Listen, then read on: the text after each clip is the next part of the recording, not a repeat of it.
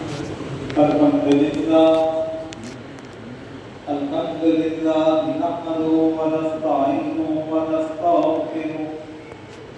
ونعوذ بالله من شرور أنفسنا ومن سيئات أعمالنا من يهده الله فلا مضل له ومن يضلله فلا هادي له ونشهد أن سيدنا ومولانا محمدا عبده ورسوله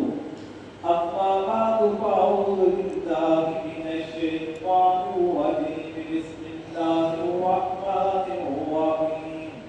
إن الله وملائكته يصلون على النبي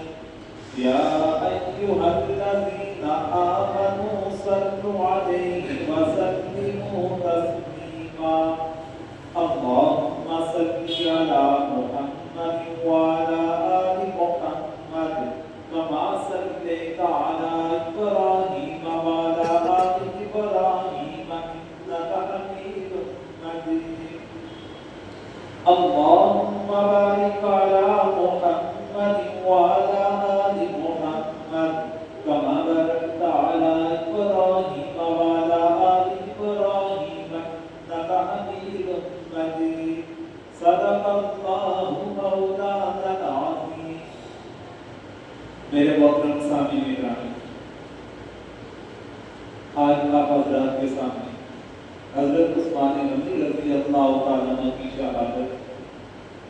اور اسی طرح عید غدیر کے حوالے سے بات کرنا چاہوں گا۔ دعا کیجیے اللہ تبارک و تعالیٰ قرآن و سنت کی روشنی میں صحیح بات بیان کرنے آپ سب کو سننے کی اور اللہ تبارک و تعالیٰ ہم سب کو حضرت عثمان غنی رضی اللہ تعالیٰ عنہ کے نقش قدم پر چلنے کی توفیق عطا فرمائے۔ محترم سامعین گرامی، حضرت عثمان غنی رضی اللہ تعالیٰ عنہ کی شخصیت اس پر تفصیل کے ساتھ پچھلے جمعہ مبارک میں آپ کی گوشہ گزار کیا تھا، ان کا تعارف، ان کے القاب وغیرہ، اور ان کی ایسی شخصیت ہے کہ جو کسی تعارف کی محتاج نہیں۔ اللہ تبارک و تعالیٰ نے جو مقام انہیں عطا فرمایا تو امت میں کم ہی کسی کے حصے کے اندر اتنا مقام آیا ہوگا۔ حضرت عثمان غنی رضی اللہ تعالیٰ عنہ کی جہاں تک شہادت کا تعلق ہے تو ان کی شہادت ایک دن کا کوئی ہنگامہ نہ تھا، ایک دن کے معاملات کی خرابی نہ تھی، بلکہ اس کے پیچھے ایک تاریخ بنتی ہے، اور اس کی تاریخ کا آغاز اگر دیکھا جائے تو جناب نبی کریم علیہ السلام کی نبوت سے اس کا سلسلہ شروع ہو جاتا ہے۔ جب نبی کریم علیہ السلام کو اللہ تبارک و تعالیٰ نے نبوت عطا فرمائی تو اس وقت دنیا میں دو بڑی سپر پاور اپنے آپ کو کہلانے والی حکومتیں قائم تھیں، ایک ایرانیوں کی جسے فارس کے نام سے یاد کیا جاتا ہے، جس کا بادشاہ کسریٰ تھا، جبکہ دوسری سلطنت روم کی سلطنت تھی جس کا بادشاہ قیصر تھا۔ یہ دنیا کی اپنے آپ کو بڑی طاقتیں، اپنے آپ کو سپر پاور کہلانے والی دو طاقتیں۔ جب نبی کریم علیہ السلام کو اللہ تبارک و تعالیٰ نے نبوت عطا فرمائی تو ان کے بعد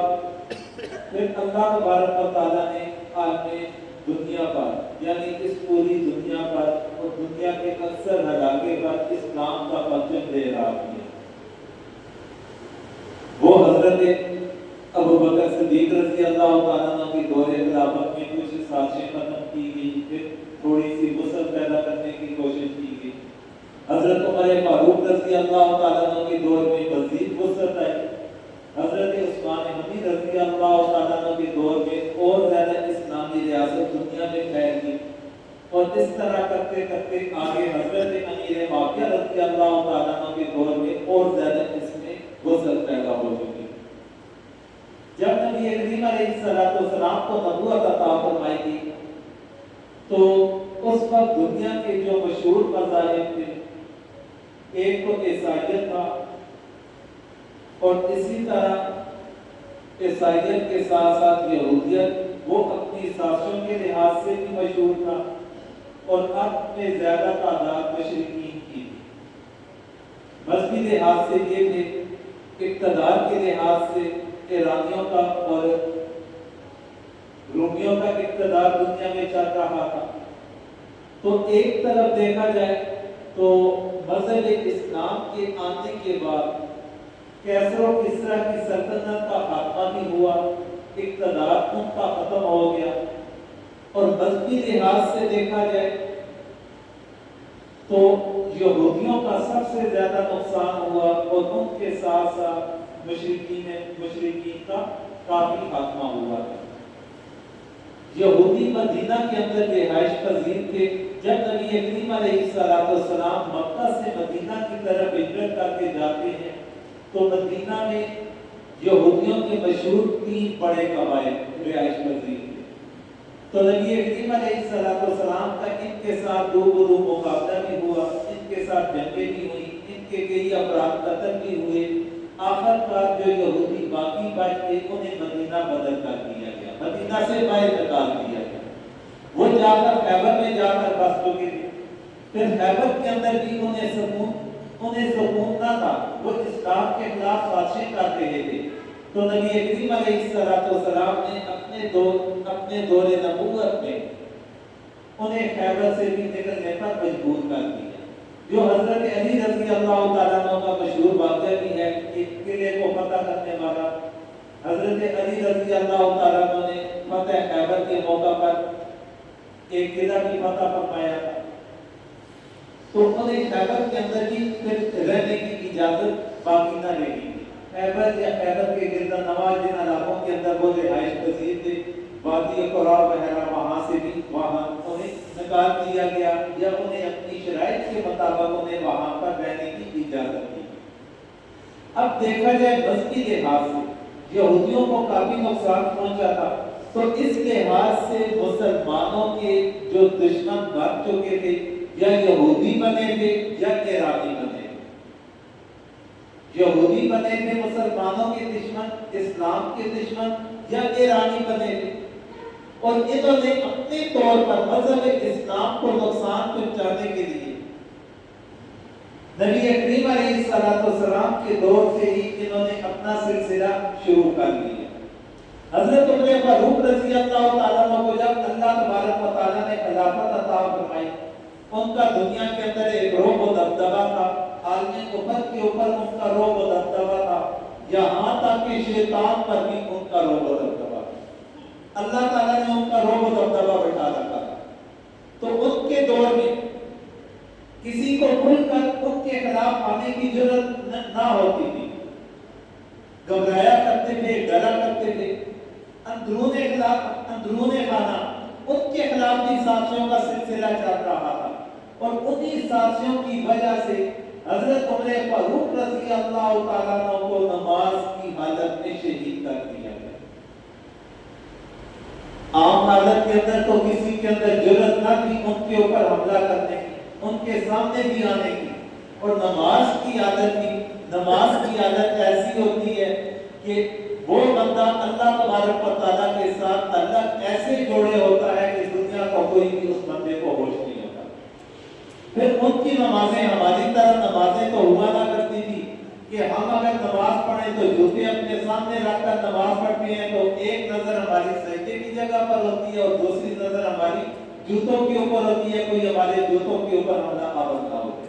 ان لوگوں کی ایسی نمازیں بھی نہ تھی، وہ ایسی اس انداز میں نماز ادا کرنے والی ہستیاں تھیں کہ اگر دوران نماز انہیں تیر بھی لگ جاتا انہیں ہوش نہ ہوا کرتا، جسم زخمی بھی ہو جاتا، انہیں نماز کی کے حالت میں اپنے جسم کی کیفیت کا اندازہ نہ ہوا کرتا تھا۔ وہ اس انداز کے ساتھ عبادت کے اندر مصروف ہوا کرتے تھے، اور دشمن کو بھی پتہ تھا ان کی حالت کا، ان کی کیفیت کا، اسی وجہ سے ان کے اوپر حملہ آور بھی نماز کی عادت میں ہوئی۔ ان کے بعد حضرت عثمان غنی رضی اللہ تعالیٰ عنہ کا دور اقتدار آتا ہے۔ اب حضرت عمر فاروق رضی اللہ تعالیٰ عنہ کے اوپر حملہ آور ہونے والا وہ ایرانی تھا ابو لؤلؤ فیروز۔ میں نے جس طرح کہا کہ ایرانیوں کا اقتدار ختم ہوا اور ایرانیوں کا اقتدار، کسریٰ کا اقتدار حضرت عمر فاروق رضی اللہ تعالیٰ عنہ کے دور میں ختم ہو چکا تھا۔ کیسر کا دور، رومیوں کا اقتدار، وہ بعد میں ختم ہوا، لیکن حضرت عمر فاروق رضی اللہ تعالیٰ عنہ نے اپنے دور اقتدار میں، دور خلافت میں ایرانیوں کا خاتمہ کر لیا تھا، ان کا اقتدار ختم کر لیا تھا، اس لیے وہ بھی ان کے دشمن بنے ہوئے تھے۔ تو دوسری طرف یہودی بھی مسلمانوں کے ساتھ اپنی دشمنی کا اظہار کر رہے تھے، لیکن ان کی اتنی قلیل تعداد تھی کہ وہ سرے عام آ کر کھل کر میدان کے اندر آ کر مقابلہ کرنے کی جرات نہ کر سکتے تھے۔ حضرت عثمان غنی رضی اللہ تعالیٰ عنہ کے دور خلافت میں ایک یہودی عبداللہ ابن سبا صنعاء یعنی یمن کا رہنے والا تھا، اس کے دل کے اندر مسلمانوں کے خلاف اسی طرح نفرت تھی کہ جس طرح مسلمانوں نے ان کے خلاف دشمنی کی تھی، مسلمانوں نے انہیں مدینہ سے نکالا، خیبر سے پھر نکالا، اور وہ انتقام اس کے دل کے اندر بسا ہوا تھا، دل و دماغ کے اندر وہ کچھ جوش تھا کہ میں کسی طرح مسلمانوں سے انتقام لے سکوں، لیکن وہ انتقام ظاہری طور پر آقا کو نہ لے سکتا تھا، تو اس نے ظاہری طور پر اسلام کو قبول کر لیا، اسلام کا لبادہ اوڑھ کر مسلمانوں کے درمیان تفریق پیدا کرنے کی کوشش، اسلام کو قبول کیا، اسلام کا لبادہ اوڑھ دیا، مسلمانوں کے اندر پھر غلط عقائد کا اس نے پرچار کرنا شروع کر دیا، خلیفہ وقت کے اوپر جھوٹے الزامات لگانا، لوگوں کی ذہن سازی کرنا، اسلام کے اندر نئے عقائد کو لے کر آنا، اس کا پرچار کرنا، اس نے یہ اپنا منشور بنا دیا تاکہ مسلمانوں کو تقسیم کرو اور مسلمانوں کو آپس میں لڑاؤ تاکہ اسلام کا خاتمہ ہو جائے اور اقتدار کسی اور کے حوالے ہو جائے۔ یہودی سازشوں کے لحاظ سے پہلے دن سے مشہور ہے، آج بھی دنیا کے اندر سازشیں دیکھیں، جتنی بھی سازشیں ہو رہی ہیں عالمی سطح پر، اس کے پیچھے کردار کو دیکھا جائے اسرائیل یعنی یہودیوں کا کردار نظر آئے، خود کھل کر سامنے نہیں آئیں گے، لیکن اندرون خانہ وہ ایسا جال بچھا دیتے ہیں کہ مقاصد ان کے پورے ہوتے ہیں اور کندھے دوسروں کے استعمال ہوتے ہیں، اور وہاں پر بھی اس دور میں بھی یہی معاملہ ہوا۔ عبداللہ بن سبا نے ایسے افراد پیار کر لیے، ان کی ایسی ذہن سازی کر لی، ایسی سازشوں کا جال بچھا دیا کہ جب مدینہ کے رہنے والے مسلمان وہ حج کا موقع تھا، حج کی سعادت حاصل کرنے کے لیے مدینہ سے مکہ کی جانب روانہ ہو چکے، اس وقت کا تعین کیا گیا کہ مدینہ کے اندر مسلمانوں کی تعداد نہ ہونے کے برابر ہوگی اور ہم اپنے مقصد کو حاصل کر لیں۔ اسی دورانیے میں عبداللہ بن سبا نے جن افراد کو تیار کر رکھا تھا،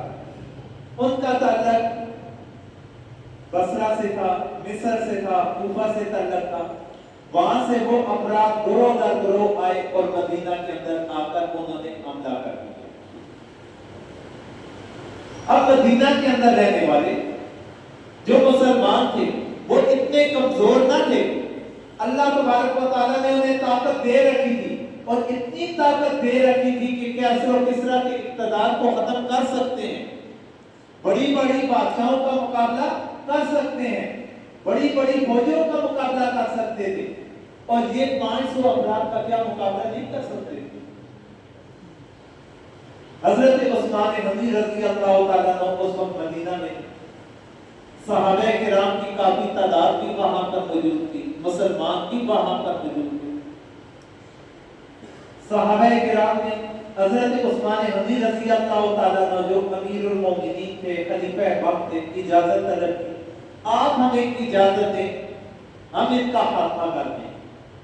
آپ ہمیں اجازت دیجئے، ہم ان کا خاتمہ کر دیں گے، لیکن حضرت عثمان غنی رضی اللہ تعالیٰ عنہ نے اجازت عطا نہ کی۔ حضرت عثمان غنی رضی اللہ تعالیٰ عنہ نے ان کے ساتھ لڑنے کی اجازت عطا نہ فرمائی۔ اب اجازت نہ دینے کی کیا وجہ ہے؟ کیونکہ ان کا مطالبہ تھا کہ حضرت عثمان غنی رضی اللہ تعالیٰ عنہ اقتدار چھوڑ دیں۔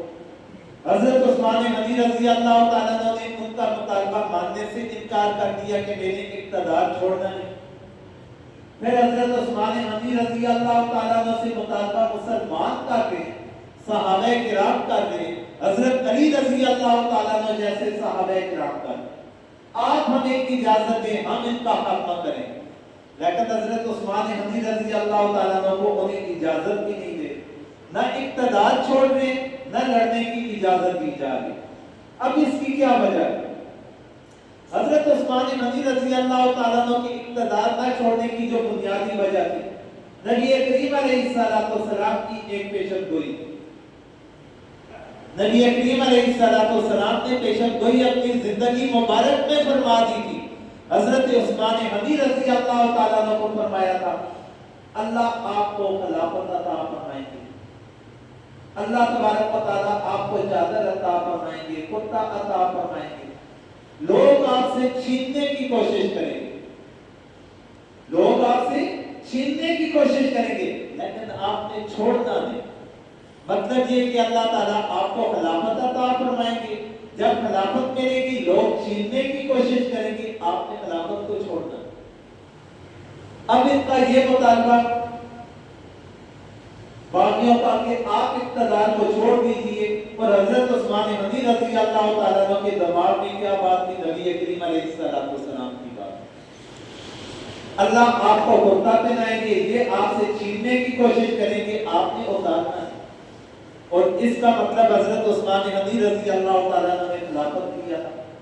کہ خلافت کو وہ چھیننے کی کوشش کریں گے تو آپ نے چھوڑنا ہے، اس وجہ سے یہ اقتدار چھوڑ نہیں سکتے تھے۔ اب انہوں نے خلافت تو حضور کے فرمانے کے مطابق چھوڑی نہیں، ان کی پیشن گوئی کے مطابق چھوڑی نہیں، اب ان کے ساتھ مقابلہ کس وجہ سے کرنے کی اجازت نہ دی۔ حضرت عثمان غنی رضی اللہ تعالیٰ عنہ نے ایک موقع پر فرمایا معاشرے کے دوران میں کہ میں نبی کریم علیہ السلام کی وصیت پر عمل کرتا ہوں، جو انہوں نے مجھے نصیحت فرمائی تھی، انہوں نے مجھے جو حکم عطا فرمایا تھا میں اس پر عمل کر رہا ہوں کہ نہ میں اقتدار چھوڑ رہا ہوں، نہ ان کا مقابلہ کرنے کی اجازت دے رہا ہوں، نہ میں خلافت چھوڑ رہا ہوں اور نہ ان کے ساتھ مقابلہ کرنے کی اجازت دے رہا ہوں۔ اور یہ مجھے کس کا حکم ہے؟ جناب نبی کریم علیہ السلام کا حکم، میں ان کے حکم کی پاسداری کر رہا ہوں۔ ایک موقع پر فرمایا کہ میں نبی کے شہر کو خون کے اندر میں ڈوبتا ہوا نہیں دیکھنا چاہتا۔ 500 لاکھ باقی ان کی تعداد میں مسلمان اگر ان کا قتل کرتے، باغیوں کو مار ڈالتے تو مدینہ کی گلیاں وہ خون کے ساتھ سرخ ہو جاتی۔ بڑی تعداد کی مسلمان آسانی سے مقابلہ بھی کر لیتے، انہیں قتل بھی کر دیتے، لیکن حضرت عثمان غنی رضی اللہ تعالیٰ عنہ فرمانے لگے کہ میرے نبی کا شہر، میں اپنے نبی کے شہر کے اندر یہ کام برداشت نہیں کر سکتا، اپنی ذات پر برداشت کر لوں گا لیکن اپنے نبی کے شہر پر یہ معاملہ برداشت کسی صورت نہیں کروں گا۔ اور آخر کار حضرت عثمان غنی رضی اللہ تعالیٰ عنہ نے اپنی ذات کے اوپر سب کچھ برداشت کر لیا، اپنی ذات پر بھوکا رہنا برداشت کر لیا، پیاسا رہنا برداشت کر لیا، مسجد نبی کے اندر جانے کی پابندی کو قبول کر لیا، اور یہاں تک کہ اپنی جان دینا تک قبول کر لیا، لیکن اپنے نبی کے شہر کی حرمت کو پامال ہونے نہیں دیا، اپنے نبی کے شہر کو پامال ہونے کی اجازت عطا نہ فرمائی، سب کچھ برداشت کر لیا۔ 40 دن تک ایک بندہ بھوکا رہتا ہے، 40 دن تک ایک بندہ پیاسا رہتا ہے، نہ کھانے کے لیے ان کے پاس کوئی چیز پہنچائی جا رہی ہے، نہ پینے کے لیے کوئی چیز انہیں دی جا رہی ہے، 40 دن تک ان کا محاصرہ کیا جاتا ہے، گھر کے اندر انہیں نظر بند کیا جاتا ہے۔ پھر کوئی نوجوان بھی ہونا کہ برداشت کر لیتے۔ 80-82 سال کے بابا تھے، 80-82 سال ان کی عمر بنتی ہے، مختلف اقوال کے مطابق 80 یا 82 سال ان کی عمر ہے۔ اتنے بڑھاپے کے اندر اور اتنا طویل معاشرہ اتنا طویل ان کا فاقہ کشی اور اتنا طویل عرصے تک ان کا پیاسا رہنا، وہ اپنی ذات کے اوپر برداشت کر رہے تھے، لیکن اپنے نبی کی شہر کی حرمت کو پامال نہیں ہونے دیا، اس کی انہوں نے اجازت عطا نہ فرمائی۔ حضرت عثمان غنی رضی اللہ تعالیٰ عنہ پھر آخر کار 18 ذی الحج سن 35 ہجری کو یہاں دنیا سے رخصت ہوئے، انہیں شہید کر دیا گیا بڑی بے دردی کے ساتھ۔ ان کی شہادت کے بعد ان کی میت کے ساتھ، ان کے جسم کے ساتھ اس کی جو بے حرمتی کی، وہ ایک علیحدہ تحریر کرتی ہے، وہ ایک علیحدہ موضوع بنتا ہے۔ انشاءاللہ پھر زندگی لگی، موقع ملا، اس پر انشاءاللہ پھر بات کریں۔ تو محترم سامعین گرامی، حضرت عثمان غنی رضی اللہ تعالیٰ عنہ ایک مظلومانہ زندگی گزارنا، مظلومانہ شہادت کے مرتبہ پر فائز ہونا، پھر 18 ذی الحج کو یہ واقعہ جہاں پر رونما ہوتا ہے، تو 18 ذی الحج کے لحاظ سے ایک اور واقعہ بھی مشہور ہے۔ 18 ذی الحج کے لحاظ سے ایک اور واقعہ بھی مشہور ہے، جسے آج کے دور کے شیعہ حضرات بڑا اٹھاتے بھی ہیں۔ 18 ذی الحج سن 10 ہجری کو نبی کریم علیہ السلام جب حج کی ادائیگی کے بعد مکہ سے مدینہ کی طرف واپس پڑھتے، مکہ سے مدینہ کی جانب واپس آ رہے تھے حج کی ادائیگی کے بعد، مکہ مکرمہ سے مدینہ آتے ہوئے چند میل کے فاصلے پر ایک مقام آتا ہے، اس مقام کو کہا جاتا ہے غدیر قوم کے نام کے ساتھ، وہ جگہ مشہور ہے، غدیر قوم کے نام کے ساتھ وہ جگہ مشہور ہے۔ نبی کریم علیہ السلام نے وہاں پر پڑاؤ ڈالا تھا، اور وہاں پر جب پڑاؤ ڈالا، وہاں پر رکے تھے، تو وہاں پر صحابہ کرام کے سامنے انہوں نے ایک خطبہ دیا، صحابہ کرام کے سامنے ایک خطبہ دیا۔ اب اس خطبے کا جو بیک گراؤنڈ ہے یا پس منظر ہے، اسی سال رمضان المبارک کے مہینے میں جب نبی کریم علیہ السلام ذی الحج کے مہینے میں حج کرنے کے لیے مدینہ سے مکہ روانہ ہوئے تھے، اس سے 2-3 مہینے پہلے رمضان کا مہینہ تھا۔ رمضان المبارک کے مہینے میں نبی کریم علیہ السلام نے حضرت علی رضی اللہ تعالیٰ عنہ کو یمن کی طرف روانہ فرمایا تھا 300 صحابہ کرام کے ساتھ۔ وہاں پر کچھ صحابہ کرام کا حضرت علی رضی اللہ تعالیٰ عنہ کے ساتھ اختلاف پیدا ہو گیا تھا۔ نبی کریم علیہ السلام کو اس اختلاف کے بارے میں پتہ چلا، لیکن اس دورانیے میں نبی کریم علیہ السلام مدینہ سے مکہ کی جانب حج کی تیاریوں میں مصروف تھے اور ادھر روانہ ہو گئے۔ اب نبی کریم علیہ السلام کے ذہن میں وہ بات تھی کہ جو حضرت علی رضی اللہ تعالیٰ عنہ کا کچھ صحابہ کرام کے ساتھ اختلاف ہوا تھا، انسان ہونے کے ناطے آپس میں اختلاف بھی ہو جاتا ہے، کئی واقعات اس طرح کے رونما ہوتے رہے پہلے ہی۔ نبی کریم علیہ السلام نے مقام غدیر قوم پر ایک خطبہ ارشاد فرمایا اور حضرت علی رضی اللہ تعالیٰ عنہ کو اپنے پاس بلا کر ان کا ہاتھ اپنے ہاتھ میں لے کر خطبہ ارشاد فرمایا، اور اس کے اندر ایک جملہ استعمال فرمایا تھا کہ جس کا میں مولا ہوں وہ علی بھی اس کا مولا ہے، جس کا میں مولا ہوں علی بھی اس کا مولا ہے۔ یہ اس خطبے کے اندر ایک جملہ نبی کریم علیہ السلام نے ذکر فرمایا، اور جس دن یہ ذکر فرمایا تھا وہ 18 ذی الحج تھی، جس مقام پر یہ جملہ استعمال فرمایا تھا وہ مقام غدیر قوم تھا۔ اب نبی کریم علیہ السلام کا اس واقعے سے جو پس منظر بنتا ہے، جو مورخین حضرات یا سیرت نگار ذکر فرماتے ہیں، وہ فرماتے ہیں کہ رمضان المبارک میں جو واقعہ رونما ہوا تھا وہ اس کا پس منظر بنتا ہے۔ نبی کریم علیہ السلام نے صحابہ کرام کے سامنے حضرت علی رضی اللہ تعالیٰ عنہ کی محبت ان کے دلوں میں بٹھانے کے لیے ان الفاظ کا استعمال فرمایا، اور نبی کریم علیہ السلام کی یہ مراد نہیں تھی کہ میرے بعد یہ خلافی، یہ ان کا کہ خلافت ان کے حوالے کی جائے، اقتدار ان کے حوالے کیا جائے۔ بعض لوگوں نے اس معنی کے اندر لے لیا اور اسی جملے کو انہوں نے اتنا اٹھایا، اس جملے کو اتنا اٹھایا کہ انہوں نے حضرت ابوبکر صدیق، حضرت عمر فاروق، حضرت عثمان غنی رضی اللہ عنہ ان کی ذات کو طعن و تشنیع کا نشانہ بنانا شروع کر دیا، ان کی ذات کو طعن و تشنیع کا نشانہ بنانا شروع کر دیا۔ اور حضرت علی رضی اللہ تعالیٰ عنہ کے بارے میں ایک علیحدہ انہوں نے اپنا نظریہ بنا دیا، اور اسی دن کی مناسبت کے ساتھ انہوں نے پھر یہ اعلان کیا کہ ہم اس دن میں عید منائیں گے، ہم اس دن میں عید منائیں گے، اور اس عید کا نام عید غدیر کے نام کے ساتھ یہ مشہور کر دیا گیا۔ اب پہلی مرتبہ اس دن کی مناسبت کے ساتھ عید کا منائی گئی۔ اس کے بارے میں تاریخ کی اگر کتابوں پر نظر ڈالی جائے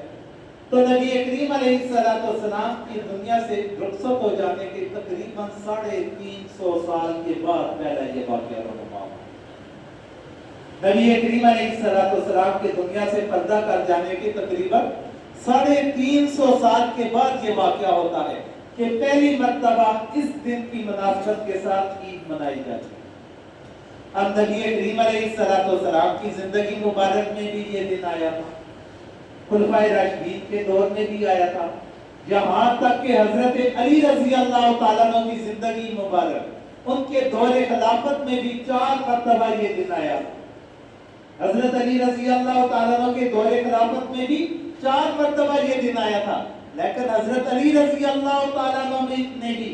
اس دن عید منانے کا اعلان نہیں کیا، بلکہ ان سے بھی تقریباً 350 سال کے بعد یہ رسم شروع ہوتی ہے۔ اور آج پاکستان میں بھی بعض بدبخت قسم کے لوگ اس دن کو عید کے نام کے ساتھ یاد کرتے ہیں، اور ان کے دل کے اندر اصل عداوت کیا بن رہی ہے کہ اس دن حضرت عثمان غنی رضی اللہ تعالیٰ عنہ کی شہادت بھی بنتی ہے، حضرت عثمان غنی رضی اللہ تعالیٰ عنہ کا یوم شہادت بھی بنتا ہے۔ ہمارا حکومت سے بھی مطالبہ ہے، انتظامیہ سے بھی مطالبہ ہے، انتظامیہ کے ساتھ ہمارے مذاکرات پچھلے ہفتہ 10 دنوں سے مسلسل چل بھی رہے ہیں،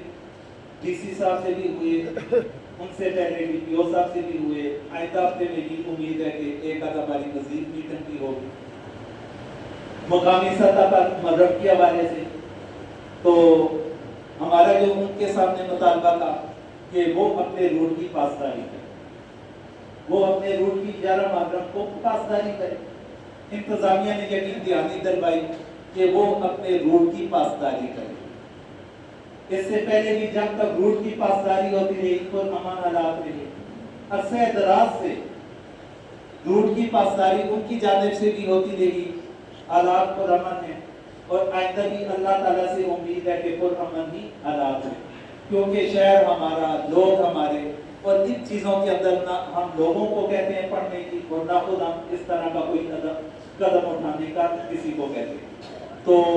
بات یہ ہے کہ انتظامیہ سے ہماری گزارش ہے، یہاں پر جو انتظامیہ کے افراد بیٹھے ہیں، نظر بھی 1-2 آ رہے ہیں، ان سے میری گزارش ہے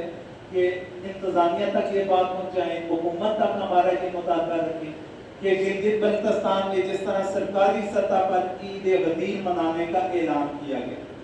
ہمارا ملک پاکستان اکثریت اہل سنت سے تعلق رکھتا ہے، اس چیز کی ہم پرزور مذمت کرتے ہیں، ہم اس چیز کی پرزور مذمت کرتے ہیں کہ یہ ایک طبقے کو اٹھانے کی کوشش کی جا رہی ہے، اور دوسرا جو طبقہ ہے جو اکثریت کے اندر ہے، ان کے نظریات کو ان کے نظریات کو پامال کرنے کی کوشش کی جا رہی ہے۔ تو اس لیے حکومت وقت کی ذمہ داری بنتی ہے کہ کوئی بھی ایسا قدم نہ اٹھایا جائے کہ جو مسلمانوں کے دلوں کے اندر نفرت پیدا کرنے کا یہ چیزیں ذریعہ بنے، یا پاکستانیوں کو تقسیم کرنے کا ذریعہ بنے۔ اور حالات ہمارے ملک کے ایسے نہیں کہ ایسے اختلافات یا اختلافی مسائل کو اجاگر کرنے کی، تو اس لیے حکومت بھی ہوش کے ناخن لے اور وہ بھی ان حالات کو کنٹرول کرنے کی کوشش کرے، اور جو ان کے ذمہ دار ہیں ان ذمہ داروں کے خلاف حکومت کی ذمہ داری بنتی ہے کہ وہ بھی ایکشن لے. دعا کرے جو کچھ ہم نے سنا ہے یا اللہ سمجھنے کی توفیق عطا فرما. یا اللہ ہم سب کو عمل کرنے کی توفیق عطا فرما. یا اللہ تمام صحابہ کرام کا احترام کرنے کی توفیق عطا فرما. یا اللہ تمام صحابہ کرام کے نقش قدم پر چلنے کی توفیق عطا فرما. یا اللہ جتنے بھی مسلمان بیمار ہیں سب کو صحت کاملہ عطا فرما. یا اللہ جتنے بھی صاحب ایمان اس دنیا سے رخصت ہو چکے ان سب کی مغفرت فرما. وصلی اللہ تعالی علی خیر خلق محمد وعلی آلہ واصحابہ اجمعین برحمتک یا